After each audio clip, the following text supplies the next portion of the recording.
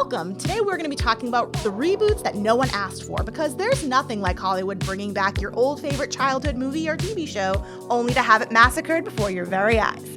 You're listening to Open Here, a podcast produced by Pack TV. I'm Tiff Phillips. Let's get started. Hi friends, hope all is well and wonderful.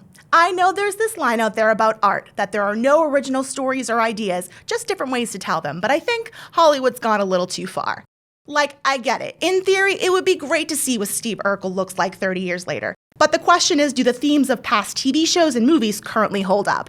Or is it Hollywood just trying to capitalize on our nostalgia and our need to escape our current void and relive our childhoods? Here are a few reboots that the collective we did not ask for. But before we do, I'm going to explain the difference between a sequel and a reboot, because this tends to get a little confusing. I mean, these words get thrown out pretty interchangeably when they shouldn't. And I want us to all be on the same page. In terms of movies, when I say reboot, I don't mean the Matrix 1, 2, or 3, or the Die Hard franchise. No, these would be considered sequels. What we're talking about is a reboot, which is when a production company wants to take an old concept and breathe new life into it.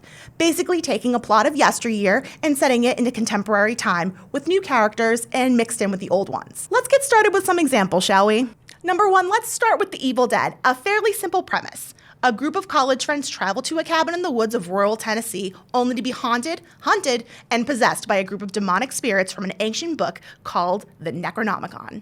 So the funny thing about the original Evil Dead movie that came out in 1981 is that it was supposed to be scary with no intention of being funny at all. But over time, the B-movie has become a cult classic with enough campy pleasure for everyone to laugh at, except for the lady who's been stabbed with a pencil in her Achilles in the first movie.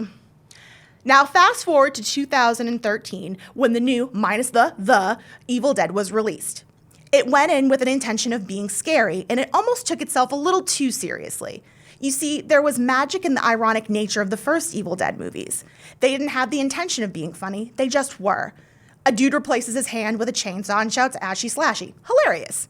The new movie, with all of its grit, gore, and serious backstory, was in fact too intentional, too on the nose. So much that it lacked any dimension or true substance. But I'll give it credit where credit is due. Jane Levy, who played Mia, freaked me out so much, I almost had to think twice about watching her sing in Zoe's Extraordinary Playlist.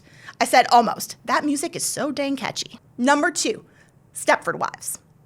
Sigh, I really wanted to like this movie due to its incredible cast. Nicole Kidman, Bette Midler, Glenn Close. But it was really a disaster from start to finish. If you don't know the plot of Stepford Wives, let's get you caught up. A city woman and her family moved to the quiet town of Stepford, Connecticut, where she notices the women are a little off. They're obsessed with cleaning, are completely devoted to their husbands, and well, they look like perfection. She soon realizes that all of the women in the town are being turned into docile fembots. Sounds like a chill place to live, don't it?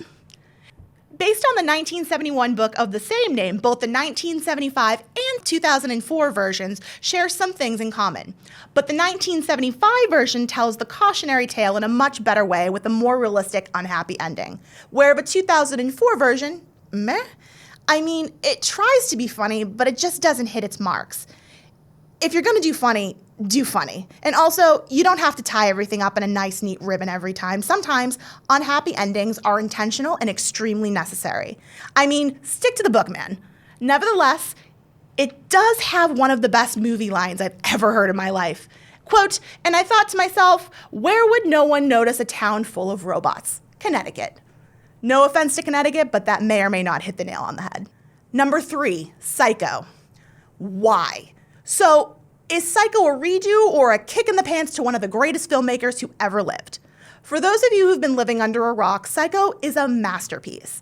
The plot begins with a secretary from Phoenix, Arizona, who has embezzled thousands of dollars from her employer and goes on the run. After stopping at a remote hotel run by a man who's under the control of his mother, the terror truly begins. The original, released in 1960, is considered to have one of the greatest plot twists of all time. It basically put Alfred Hitchcock on the map. In 1998, apparently, producer/director Gus Van Sant wanted the movie to do the same for him, but did not do it well, even with a fairly decent cast. The point of redoing a movie or show is to add something of value to it. For example, adding new effects or something that was not available during the time of the original version's creation. not just redo a movie for the sake of redoing a movie.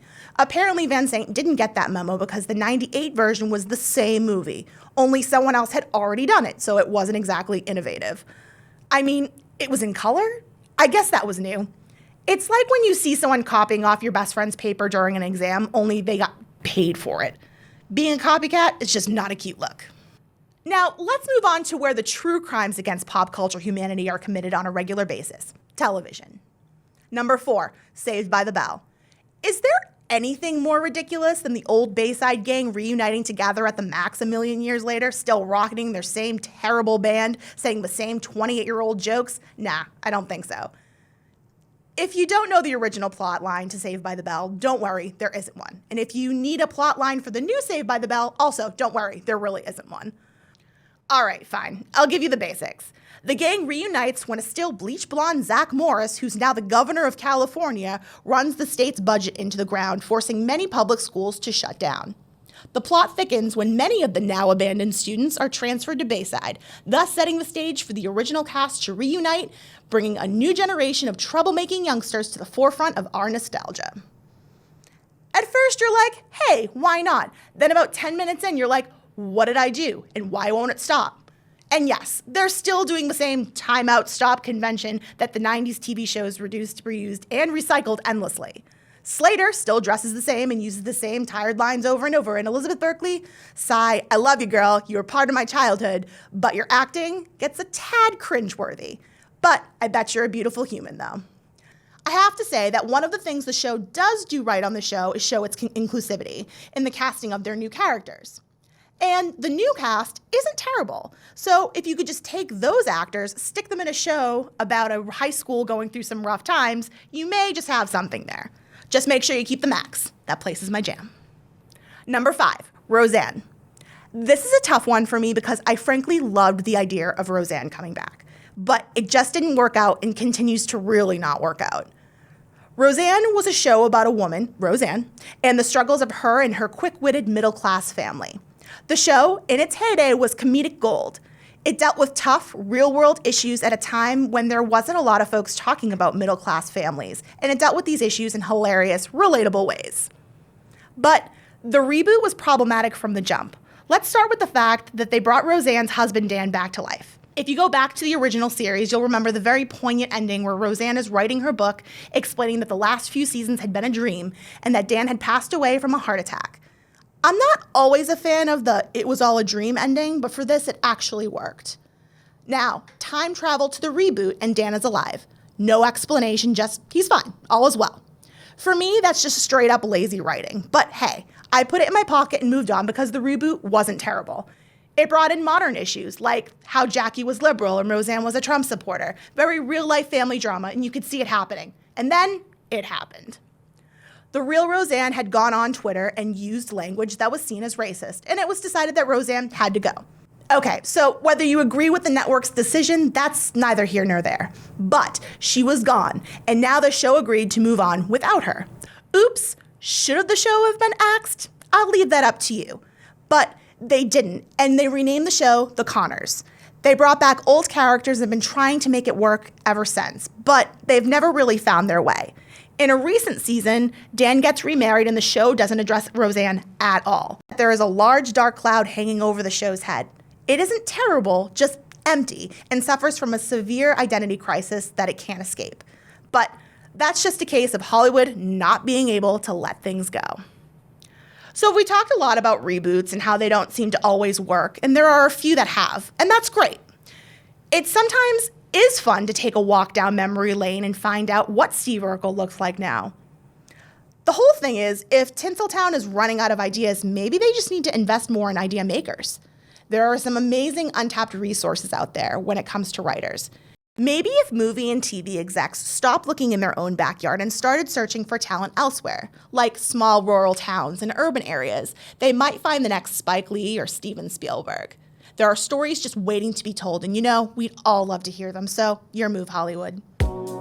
You've been listening to Open Here, a podcast produced by the local scene of Plymouth Area Community Television. PAC TV is the community media provider for the Massachusetts towns of Plymouth, Pembroke, Kingston, and Duxbury. To see more of our content, visit pactv.org/thelocalscene. I'm Tiff Phillips. Thanks for tuning in. Let's hang out again soon.